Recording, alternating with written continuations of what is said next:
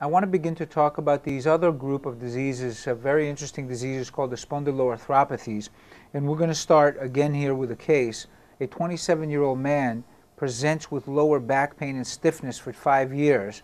The stiffness is more apparent in the morning when he gets out of bed. It lasts for more than 2 hours, and he improves with exercise. So all of a sudden you're getting this idea of an inflammatory arthropathy, right? His lower back, he says he gets better as he exercises, and the stiffness is about a couple of hours or so. He recalls bouts of hip and knee pain and swelling. So he said hip, knee, asymmetric, oligoarticular. In examination, you find a 2/6 systolic murmur in the aortic area and decreased spine mobility. So some of these patients, you could actually put them up against the wall, right, and you tell them, touch the back of the wall, and their back is so stiff they can't do that with their back because they're bent over and they can't go back to the wall. That's one test to test back mobility, and the other one is to let them lean forward and try to touch with their hands to touch their feet, and they can't do that either. So these patients have their mobility in their back is totally reserved. The spondyloarthropathies are a group of diseases that share certain clinical features. So all of these diseases share these features. That's what's so interesting about them. There's an association with HLA-B27. All of them have it. So maybe ankylosing spondylitis is a little bit more than the others. They're 90–95% associated, but psoriatic arthritis is 60%, Reiter syndrome maybe 40–50%. It's definitely above the normal population. The normal population is about 10% maybe or so. So all of these share some association with HLA-B27. They are seronegative. This is another name for them. They're called the seronegative arthropathies. Seronegative because their anti-nuclear antibodies, their rheumatoid factors, their complement levels are all normal. Their most important symptom is the lower back pain and the sacroiliac joint inflammation and pain. These patients have chronic lower back pain. They have significant sacroiliac joint pain, and that's how they present to you with years and years of lower back pain. Now, when we take this and we do an x-ray, we'll find evidence of inflammation on the lower back. That's the bamboo spine. So there's chronic inflammation there and eventually fibrosis of the spine, and that's the bamboo spine. Or we'll do a sacroiliac joint x-ray and we see haziness in the sacroiliac joints because there's inflammation. So lower back pain, sacroiliac joint pain, lower back immobility, stiffness, improves with exercise, and then look at the x-ray to see evidence of inflammation and fibrosis. The peripheral arthropathy is oligoarticular asymmetric. Oligoarticular asymmetric, we've said that. It involves usually the big joints, and then the fifth characteristic that these diseases share is that they have extra-articular manifestations. Things like erythema nodosum, things like oral and genital ulcers, especially Reiter syndrome, but some of the other ones have it too. And then they have uveitis, conjunctivitis, eye manifestations. And then this patient and some of the other ones will have cardiac manifestations, aortic valve manifestations. So look for them. So skin, oral and genital ulcers, uveitis, conjunctivitis, and then heart valves. So we know the characteristics that these diseases share, and we want to talk about the specific diseases. Now, the specific diseases, each specific disease doesn't share all the characteristics. It may share all the characteristics of the spondyloarthropathies, or it may share just a few of them. But most of these diseases share most of the characteristics, as you'll see when we talk about the specific diseases. So the five type of diseases, really there's 5 of them, are ankylosing spondylitis. Then there's the reactive arthritis. Reactive arthritis means after some kind of infection, and this infection occurs in 1 or 2 scenarios. It either occurs after an enteroinvasive diarrhea like Campylobacter, or it occurs after a urethritis, usually non-gonococcal urethritis, most commonly associated with a chlamydial infection. So reactive arthritis occurs a couple weeks after a type of infection, whether it's an enteroinvasive infection or a non-gonococcal urethritis. It doesn't matter. Both of these are called reactive arthritides. Now, in some books, you may see that this non-gonococcal urethritis here is sometimes referred to as Reiter's syndrome. Reiter's syndrome because a lot of these patients developed oral and genital ulcers and stuff like that. But now most people are saying, you know, maybe the enteroinvasive diarrhea could look like that, so they're calling both of these Reiter syndrome. What you need to know is both of these are reactive arthritis. And then the fourth one is the arthritis associated with psoriatic arthritis and the skin disease. These patients sometimes get a spondyloarthropathy, even sometimes at the time of diagnosis or after. And then the fifth disease associated with the spondyloarthropathies is enteropathic arthritis associated with inflammatory bowel disease, usually ulcerative colitis or Crohn's disease. So 5 diseases associated with 5 characteristics. That's the way we have to remember these diseases. So let's look at each specific disease, know a little bit more about each specific disease, and the most important one is ankylosing spondylitis. That's what our patient had that we presented just before. This starts usually in the 2nd or 3rd decade of life, and our patient had the disease, you know, for 5-6 years before they came to us. He was 27 years old.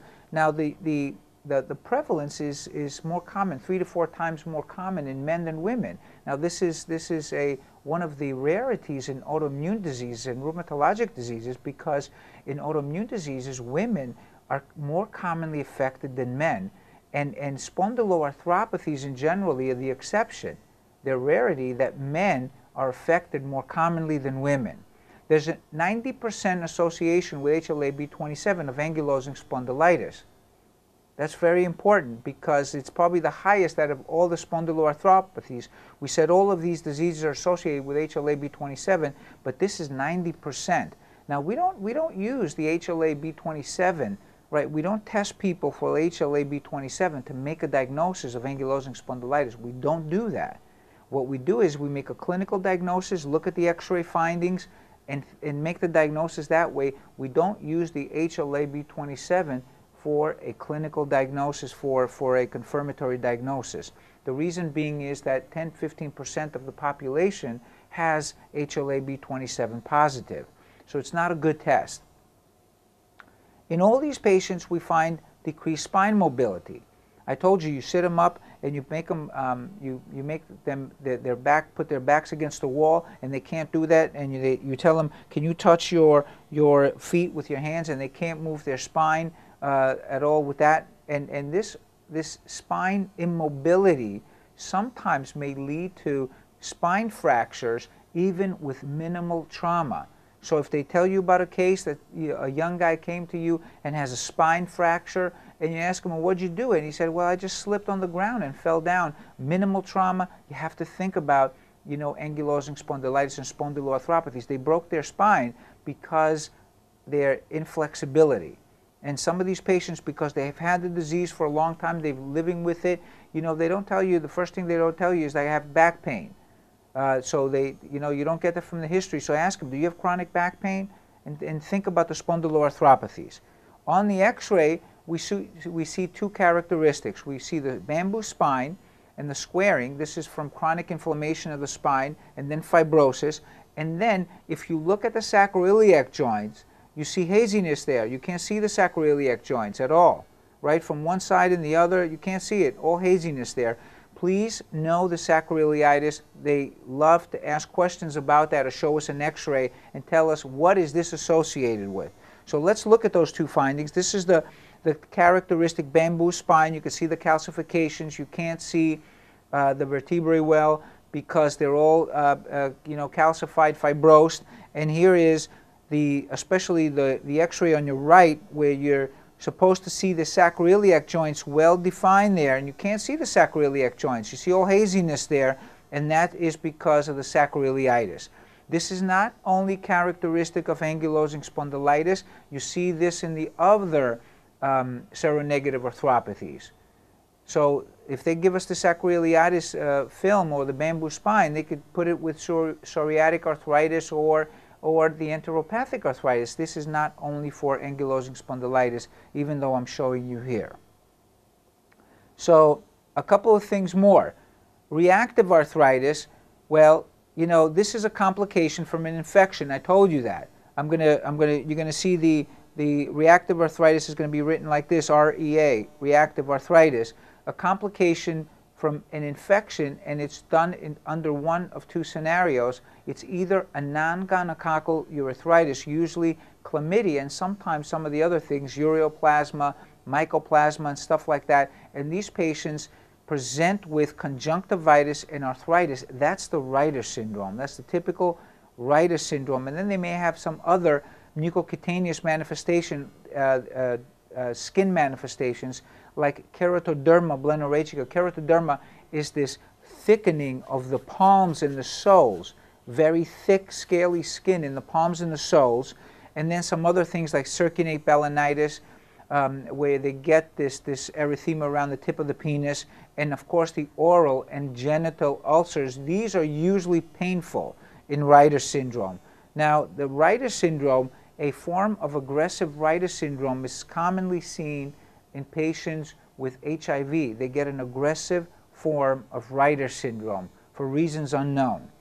The second type of reactive arthritis, we said, is due to an infectious diarrhea, usually Campylobacter, enteroinvasive diarrhea, usually Campylobacter.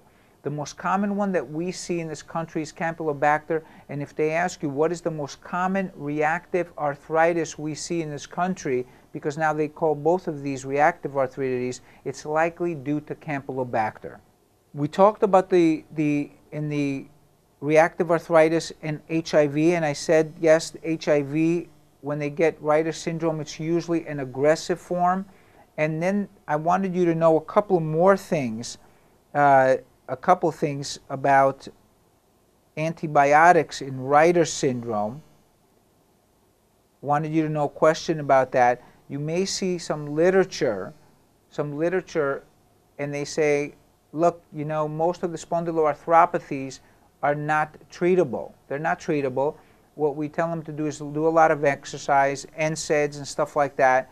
But they say Reiter syndrome, due to mycoplasma or some kind of non-gonococcal urethritis, if we give them antibiotics for 2-3 weeks, there may be a benefit in these patients that their arthritis gets better. Nobody knows the answer to that question. Some of the studies show benefits. So you may see rheumatologists for Reiter syndrome aggressively treating these patients with antibiotics to get rid of the chlamydia, to get rid of the ureaplasma, usually with tetracyclines, 2-3 weeks.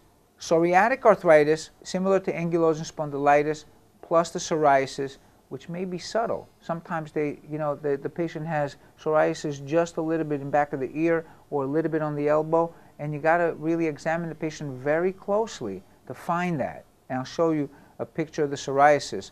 And then the fifth one is enteropathic arthritis. Enteropathic arthritis, the one that we see with ulcerative colitis and Crohn's disease, right? And this occurs usually with the inflammatory bowel disease, but rarely becomes a diagnostic dilemma because it rarely occurs before the onset of the disease. So, you know, you don't know why is this person getting the spondyloarthropathy, and then you find out months later or weeks later, now they come down with inflammatory bowel disease. So here is the patient with psoriatic arthritis. So this guy comes in, and he had this psoriasis that was well controlled, and all of a sudden, you know, a couple months later comes and starts complaining of back pain and stuff like that. And he said, like, you know, what's going on? My back is really stiff. I have to work out in the morning and so forth. And, you know, the scaly lesions here hadn't changed at all. So this disease doesn't really get worse this has no correlation with the psoriasis. He was doing very well. And then all of a sudden now comes down with a seronegative arthropathy.